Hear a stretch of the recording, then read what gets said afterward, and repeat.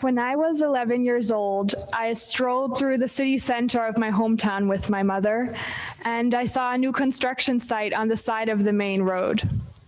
It revealed a big, beautiful church which I had never paid attention to before. A large building was torn down in the front, and therefore it revealed this building. But the plan was that the new structure was supposed to cover it up again. And I wanted to prevent this, as I had already imagined a big, beautiful town square in the same space, with many benches, fountains, and trees on it. Therefore, I thought, as a child, I will not have the ability to change this so, and I didn't know what to do.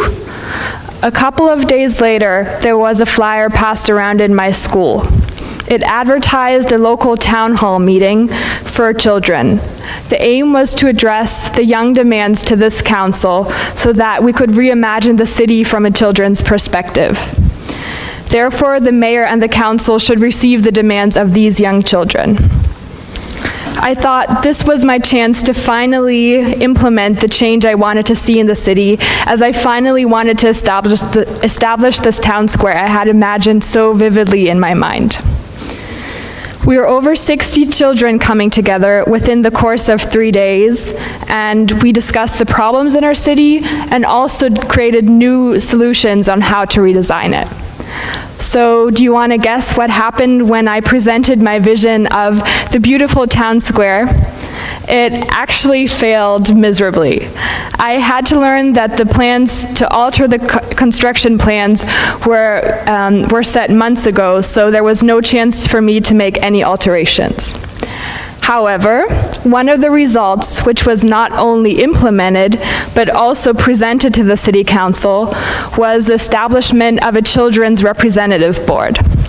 The aim of this board was to show on a continuous scale what young people wanted in our city so that we could continue beyond this one-time project, the participation we had initially met up for. This way, there was a platform for us to create change as we had the chance to present our demands to the council and influence the policies in our community on the long term. Looking back, something very significant happened in this moment. As young people, we were not only given the chance to present our demands, but also opportunity and responsibility to have a direct impact on our community. Even though it might be a bit unconventional to create your dream city with old toilet paper rolls and glitter glue, we had the most creative ideas to transform our city our mayor has ever seen. So why should we tell young people to wait their turn to grow up to be part of the solution if they can be part of it today? Starting at this point, I had realized that there was an immense power in giving young people a say in the decisions affecting them. Imagine what could happen if we could funnel the optimism and creativity of young people in the decisions made today. Back then, I was not even slightly aware of how my election to this children's representative body would influence my life in the years to come.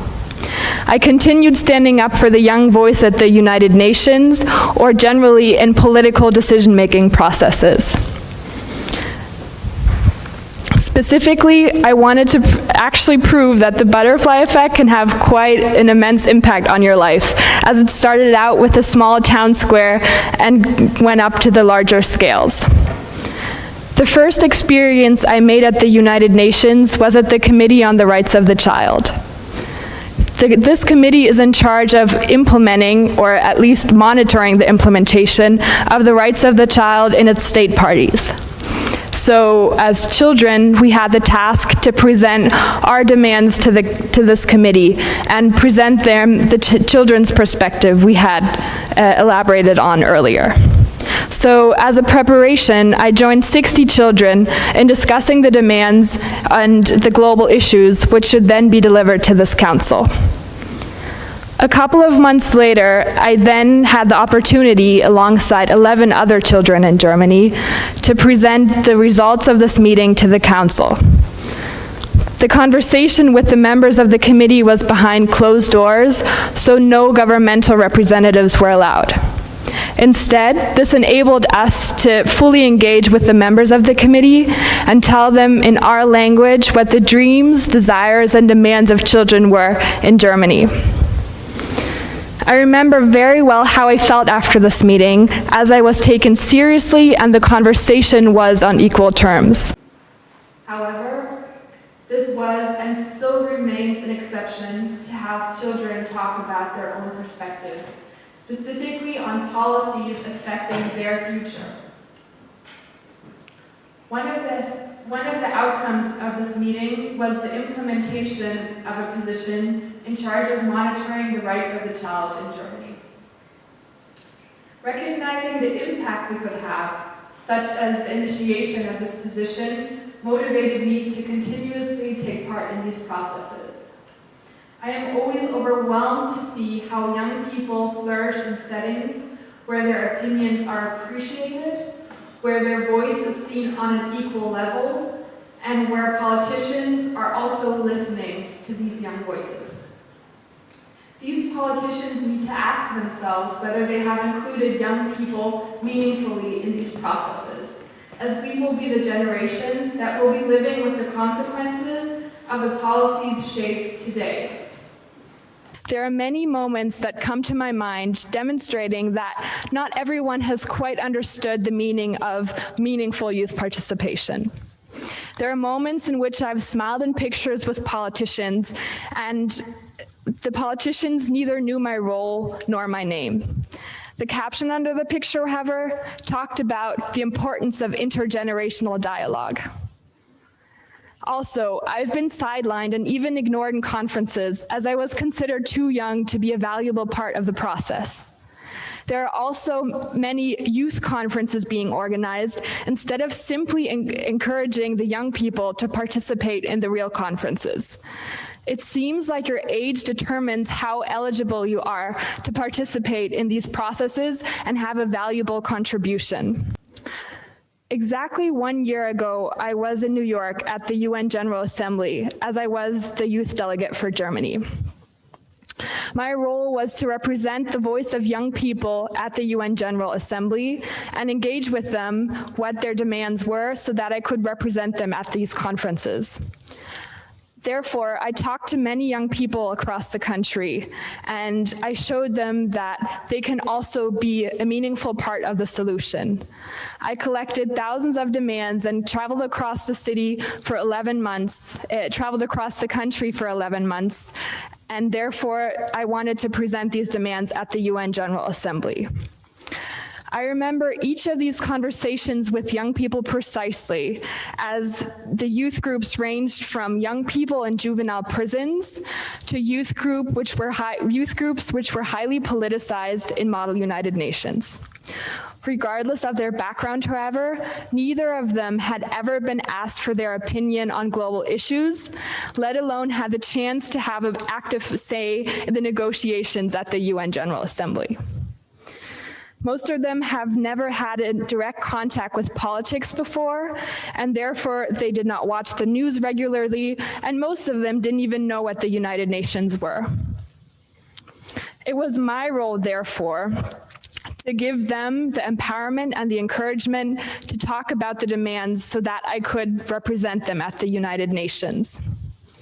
Most importantly, however, which struck me the most, was that they had no confidence in themselves whatsoever, that they had the ability to shape the policies and contribute a valuable issues to these. It was therefore my job to tell the young people that they can contribute these ideas, and therefore I designed workshops with 2 phases. The key question, which made them think about these global issues more creatively, which are also shaping our future policies, was quite simple. What would be the first initiative you would implement as a world leader? The initial reaction of the young participants was most commonly shock, as they have never been asked this question before, and they have never been given this responsibility before. However, first they were to find as many global problems as possible.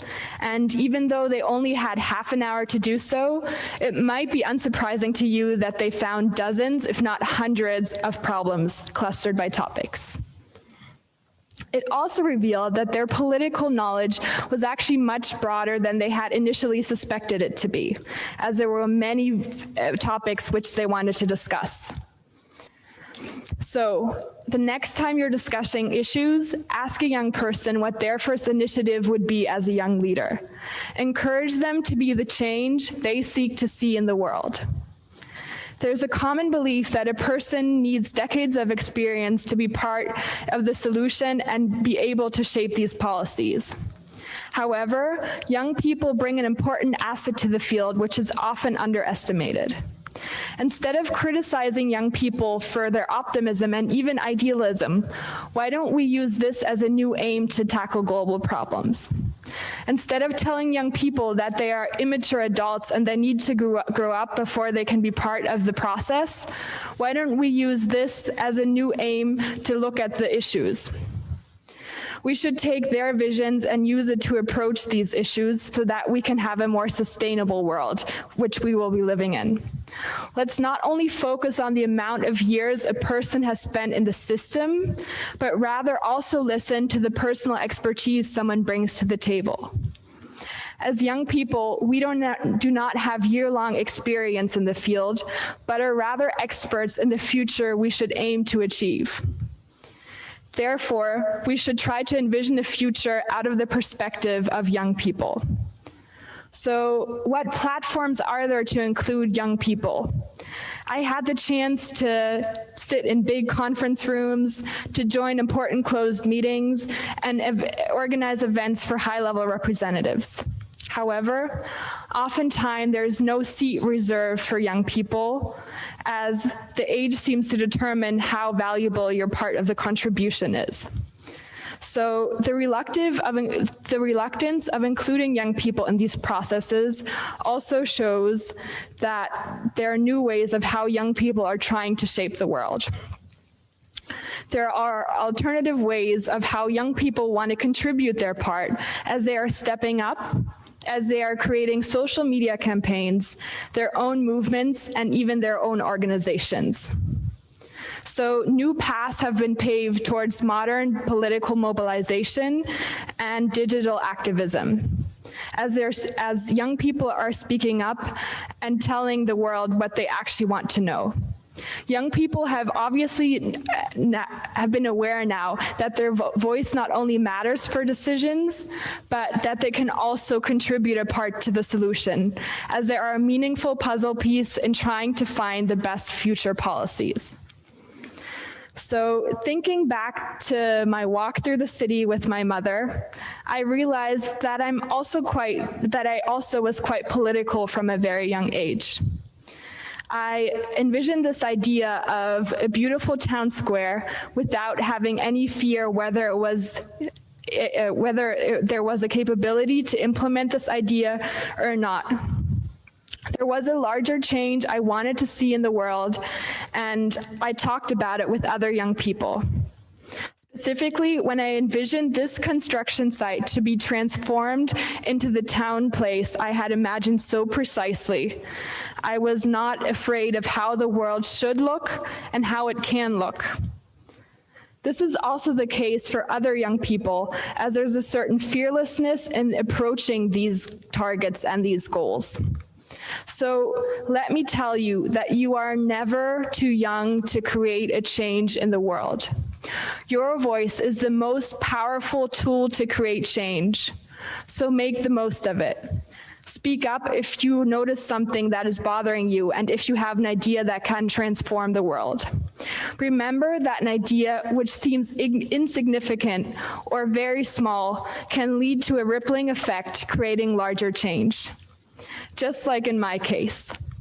So the discussions in my town hall meeting in my local community also led to larger rippling effects, as I was able to create this children's representative body alongside other children. This ensured a sustainable solution to continuously have the young people have a say in the town hall meetings. Standing up at the Committee on the Rights of the Child and telling that we did not accept the answer of the representative showed these members of the committee what actual meaningful youth participation is. Therefore, they had a new perspective on the issues as they were able to imagine what young people wanted in their country and what our perspective was on the issue that they were discussing. Talking to young people as a German youth delegate gave me a real insight in what concerns young people in Germany, and therefore what they have for a distance to politics usually, as they have never been given the responsibility to shape on any policies in their life so far. At the UN General Assembly, bridging the gap between young people and the international diplomatic level gave me the opportunity to implement different wording in resolutions which have been negotiated. It also gave the representatives the chance to listen to the young perspective, and therefore I hope that they will also include the young perspectives in the future. To clarify, I am not asking for young people to dominate all the discussions and to make all the decisions by themselves. Instead, I'm saying that we need to discuss these issues commonly as young people contribute a valuable asset to the discussions which has not been included so far. Just as much as we can learn from the older generation should also learn something from the young generation. There is a common saying stating that we do not inherit the earth from our ancestors, but we rather borrow it from our children. This means to me that it is even a moral responsibility to include young people in these processes, for it is our future which is being shaped today. In order to tackle the global issues and reach the goals we have set, we all need to contribute to the solutions and make our voice heard. Let's just look at the facts. Over half of the global population is under the age of 30, but only 2% of the representatives are. So make the most of your voice. Dare to have the creativity of young people, listen to others, and care for the future which you are borrowing from the children. Thank you.